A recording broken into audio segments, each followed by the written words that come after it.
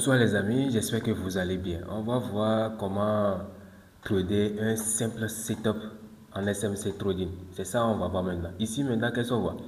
On voit que le marché a déjà pris son inducement ici. L'inducement c'est ici. Le marché a pris son inducement. Voilà, le marché a pris son inducement. Donc, lorsque le marché prend son inducement, l'inducement ici c'est notre niveau de liquidité. En tout cas, la manière dont moi je pratique, la manière dont on pratique le SMC dans notre communauté, c'est de cette manière qu'on l'utilise. Nous, l'inducement représente notre niveau de liquidité que nous on identifie. Voilà. Maintenant on voit le marché a cassé le plus haut. Lorsque le marché casse le plus haut, on nomme ça HH. Le H, le marché casse le plus haut. Donc lorsque le marché va revenir ici, c'est notre dernier plus haut bas. Donc lorsque le marché va casser ici, on va parler de changement de tendance. On va parler de changement de tendance. Voilà. Voilà. Maintenant, le marché a effectué vraiment le changement de tendance. On va nommer ça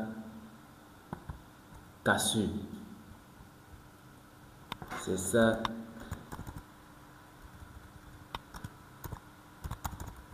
C'est ça la cassure. Voilà, donc la tendance a changé. Très bien.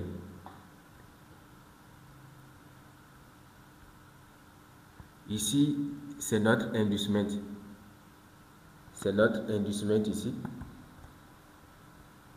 C'est notre inducement qui représente notre premier niveau de liquidité.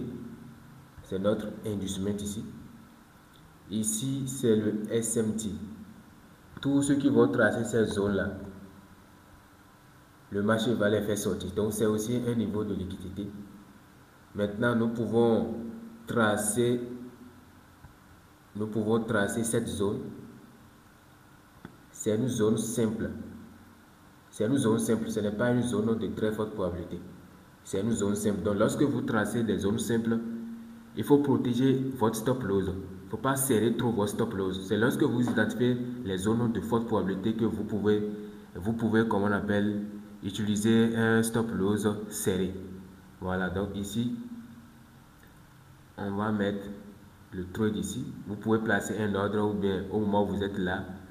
Voilà, donc on va mettre notre stop loss ici pour protéger le trade. Voilà, maintenant comment on va placer le TP? On va utiliser Fibonacci. On va fibber ce niveau. Voilà. Et on va utiliser les 2,618. Voilà, c'est ceci on va utiliser. Donc c'est notre niveau de TP. Voilà. Donc c'est comme ça. Voilà, le marché a déclenché l'ordre. Voilà, et bim, TP. Vous voyez, vous pouvez mettre votre stop loss ici. Voilà, mais c'est pas protégé. Lorsque la zone n'est pas de forte probabilité, il faut protéger le stop loss de cette manière. Voilà, c'est juste que des fois le risque ratio n'est pas intéressant. Voilà, j'espère que vous avez compris. Merci beaucoup et à la prochaine.